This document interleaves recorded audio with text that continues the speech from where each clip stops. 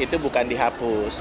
Standarnya disederhanakan dan kualitasnya diangkat. Jadi dulu ada kelas 3, kan sekarang semuanya naik ke kelas 2 dan kelas 1. Jadi diharapkan lebih sederhana dan layanan masyarakat lebih baik. Nanti Permenkesnya sebentar lagi keluar sesudah Bapak Presiden tanda tangan.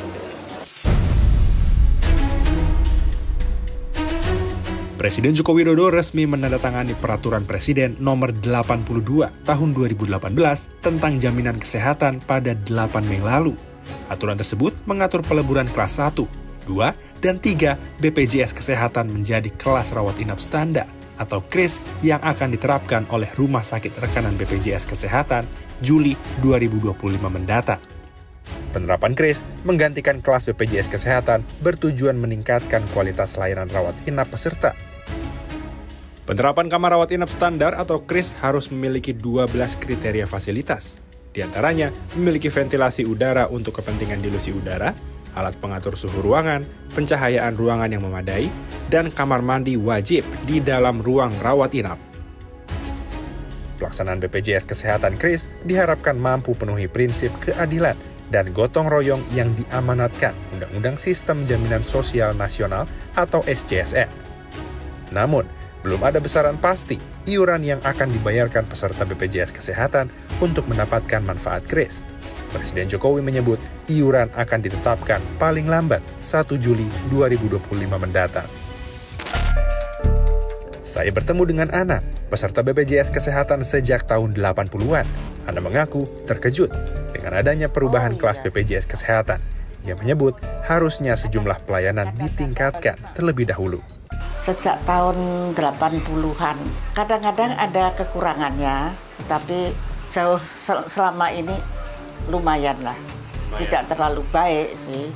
Kadang-kadang ada yang mesti kita ikut sibuk, obat-obatan yang nggak ada di BPJS, kita harus cari sendiri di luar. Yang susah kadang-kadang obat itu. Sementara Vira, anak dari Ana, mengaku selama menemani sang ibu ke rumah sakit untuk berobat, antrean pengguna BPJS Kesehatan mengular panjang. Kalau antreannya panjang, jadi datangnya langsung ngambil nomor, tergantung ke poli apa gitu kan. Udah kita tunggu tuh, kadang-kadang sampai sore. Gitu. Sampai sore? Sampai siang, nanti udah dapat nomor, kita ke polinya kan, nanti di sana nunggu lagi kan. Nunggu lagi. Bisa seharian. Harian, karena kan abis dari misalnya kontrol, abis itu suruh nunggu lagi untuk yang berikutnya gitu. Mendengar akan diberlakukannya kelas rawat inap standar atau KRIS, Ana mengaku tak masalah, asal pelayanan yang diberikan bisa lebih maksimal. Sebetulnya tanggapan dari saya bukan berarti mesti jelek ya, asal terjamin, meskipun sedih satu tapi terjamin. Terjaminnya itu begini, jadi yang seharusnya diberikan kepada orang BPJS ya sama lah kalau kita, karena BPJS kan bayar juga, jadi jatahnya juga harus diberikan. Saya berkesempatan mewawancarai Direktur Utama BPJS Kesehatan, Ali Gufron Mukti, menggali lebih dalam penerapan KRIS BPJS Kesehatan. Mungkin perlu kami luruskan dulu ya, bahwa Perpres 59 tahun 2024 yang baru tanggal 8 Mei kemarin dikeluarkan ya, itu tidak hanya mengatur KRIS, tapi nggak tahu yang dibicarakan KRIS terus ya. Jadi ini membicarakan tentang perbaikan Perpres sebelumnya, yaitu Perpres nomor 82 tahun 2018. Demikian juga Perpres 64 tahun 2020. Nah, apa yang diperbaiki? Banyak hal. Ya.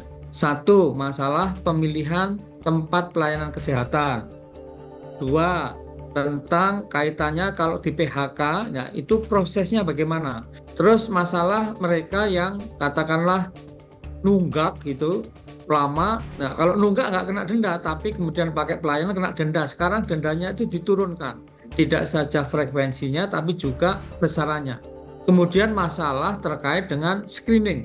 Screening itu bagaimana? Ya. Terus lalu terkait dengan KDK. KDK itu kebutuhan dasar kesehatan. Lalu baru juga terkait dengan KRIS. Nah, hanya yang terakhir ini yang rame terus. Penerapan kelas rawat inap standar atau KRIS Juli 2025 mendatang dapat memengaruhi iuran yang dibayarkan peserta BPJS Kesehatan. Rencananya, iuran KRIS bukan berdasarkan kelas 1, 2, atau 3 BPJS Kesehatan, melainkan iuran tunggal berasaskan gotong royong. Terkait kebijakan KRIS, ini mungkin boleh dari Kemenkes untuk menjelaskan terlebih dahulu sebenarnya bagaimana nih Pak? Ini apakah baru atau saya dengar ini sudah lama sebenarnya kebijakannya? Kalau Perpresnya 59/2024 ini memang baru ditandatangani Bapak Joko Widodo, yaitu tanggal 8 Mei. Yaitu bagaimana peserta BPJS yang kemarin itu ada kelas 1, 2, 3, semuanya dijadikan satu menjadi kelas rawat inap standar. Kalau yang dirawat ya. Tapi sebetulnya proses penyiapan ini sudah 1-2 tahun yang lalu. Jadi sudah diberitahu ke seluruh rumah sakit akan ada kebijakan rawat inap standar bagi seluruh peserta BPJS. Berarti sudah ada rumah sakit yang menjalankan ini Pak? Sudah, jadi tahun 2023 sudah ada uji coba terus-menerus, kemudian dilakukan simulasi. Kan ada 12 standar itu Mas Ere? Betul. 12 standar, nah diuji cobakan, kemudian disimulasi. Nah Alhamdulillah di tahun 2024 ada hasil dari evaluasi itu. Ada yang sudah memenuhi 12 kriteria, ada yang baru 11, ada yang 12. Tapi kalau dari hasilnya sekitar 85% sudah mengarah ke terpenuhinya 12 kriteria itu. Oke, berarti masih digodok ya Pak? Wah, digodok, tapi nggak lama akan keluar ya. Nggak lama akan Dan keluar. itu akan diberlakukan 1 Juli tapi 2025. Oh, untuk iurannya? Iya.